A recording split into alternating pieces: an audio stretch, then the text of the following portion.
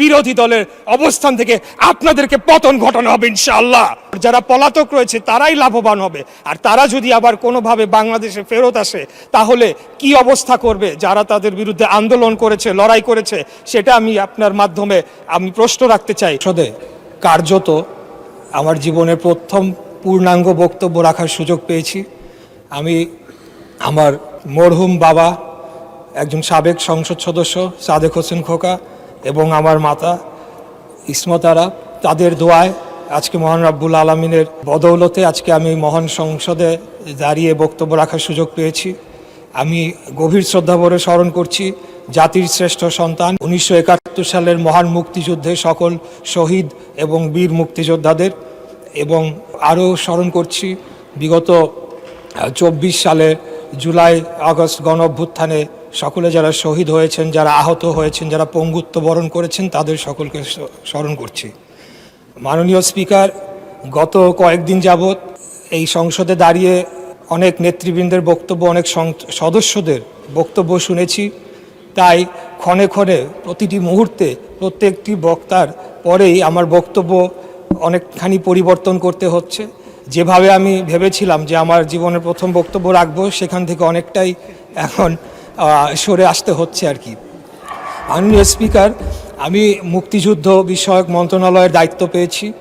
সেজন্য আমি আমাদের নেতা, মাননীয় সংসদ নেতা, মাননীয় প্রধানমন্ত্রী জনাব তারেক রহমানের প্রতি কৃতজ্ঞতা জানাচ্ছি। উনি আমাকে সুযোগ দিয়েছেন, উনি আমাকে মনোনয়ন দিয়েছেন, এবং ঢাকা 6 আসনের সর্বস্তরের ভোটাররা তাদের মূল্যবান ভোট দিয়ে আমাকে সংসদে পাঠিয়েছেন।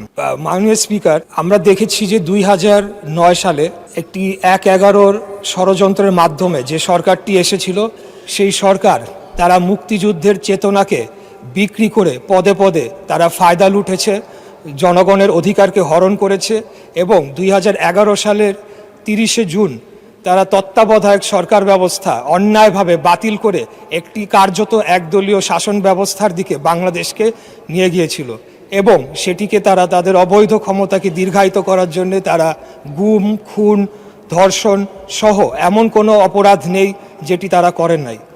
আমরা তখন থেকেই দেশনেত্রী মরহুমা বেগম খালেদা জিয়ার নেতৃত্বে গণতন্ত্র পুনরুদ্ধারের আন্দোলন আমরা তখন থেকেই করে আসছি, এবং সর্বশেষ 2024 সালে আমাদের নেতা আজকের মাননীয় প্রধানমন্ত্রী, ওনার নেতৃত্বেই আমরা আন্দোলন সংগ্রাম লড়াইয়ের মাধ্যমে বাংলাদেশে আবার গণতন্ত্র প্রতিষ্ঠার সুযোগ পেয়েছি।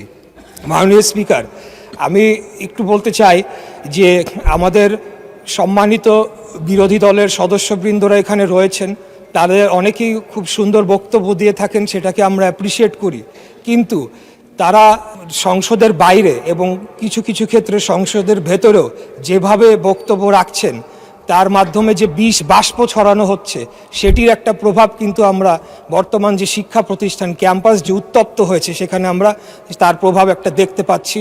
সেখানে বিভিন্ন জায়গায় তাদের ছাত্র সংগঠনের যারা রয়েছেন তাদের সাথে বিভিন্ন সংঘর্ষের ঘটনা ঘটছে, অনেকেই সেখানে আহত হয়েছেন, এবং নানা ধরনের একটা অস্থিরতা বিরাজ করছে।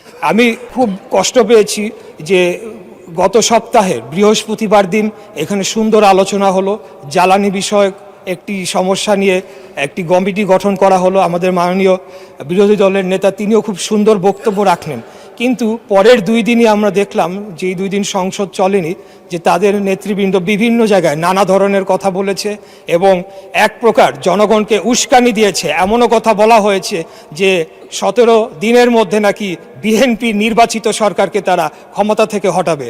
তা আমি আপনার মাধ্যমে এই সংসদ এবং জাতি যারা সকলেই লাইভ টেলিকাস্ট হচ্ছে, সকলেই দেখছে, আমি তাদের উদ্দেশ্যে বলতে চাই যে 2008 সালের নির্বাচনের মাধ্যমে এই সরকার ক্ষমতায় আসে নাই, 14, 18, 24-এর মাধ্যমেও এই সরকার ক্ষমতায় আসে নাই।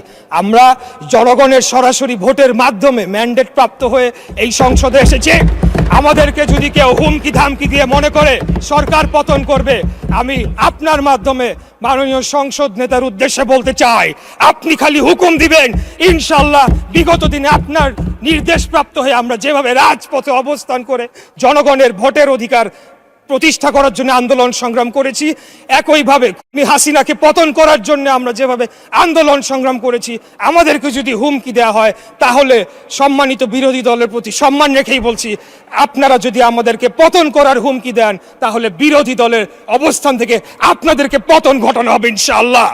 আমরা কোনো ধরনের অস্থিতিশীল করতে চাই না, আমরা বাংলাদেশে কোনো ধরনের বিভক্তির রাজনীতি চাই না, আমরা একটা শান্তির রাজনীতি চাই, একটা ঐক্যের রাজনীতি চাই। আমরা যদি বিগত 24 সালে যারা শহীদ হয়েছেন তাদের প্রতি যদি আমরা সম্মান প্রদর্শন করতে চাই তাহলে আমাদেরকে একে অপরের প্রতি সম্মান প্রদর্শন করতে হবে এবং সকলে মিলেমিশেই আগামী দিনে বাংলাদেশকে পরিচালনা করতে হবে।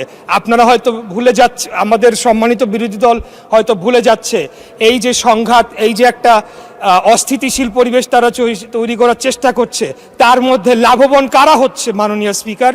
তার মাধ্যমে লাভবান একমাত্র ফ্যাসিবাদের যারা দোসর, যারা পলাতক রয়েছে তারাই লাভবান হবে। আর তারা যদি আবার কোনোভাবে বাংলাদেশে ফেরত আসে তাহলে কি অবস্থা করবে যারা তাদের বিরুদ্ধে আন্দোলন করেছে, লড়াই করেছে, সেটা আমি আপনার মাধ্যমে আমি প্রশ্ন রাখতে চাই। তাই আমি আর যেহেতু সময় সংক্ষিপ্ত, সময় বাড়ানোর আবেদনও করব না। ইনশাল্লাহ 5 বছরের জন্য নির্বাচিত হয়েছি, আরও সুযোগ পাবে কথা বলার, ইনশাল্লাহ কথা বলে যাব। তাই আপনার মাধ্যমে আমি আবারও ঐক্যের আহ্বান জানাচ্ছি, শান্তির আহ্বান জানাচ্ছি এবং পরস্পরের প্রতি একটা শ্রদ্ধার মাধ্যমে আপনারা একটা সম্মান বজায় রাখবেন এবং একে অপরকে হেয় প্রতিপন্ন করার মাধ্যমে যে একটা অপসংস্কৃতি চালু হয়েছিল বিগত স্বৈরাচারী ফ্যাসিবাদী হাসিনার আমলে, সেখান থেকে যাতে আমরা বের হয়ে এসে আগামী দিনে একটা ঐক্যের রাজনীতি প্রতিষ্ঠা করতে পারি, সেই আহ্বান জানিয়ে আমার বক্তব্য এখানে শেষ করছি।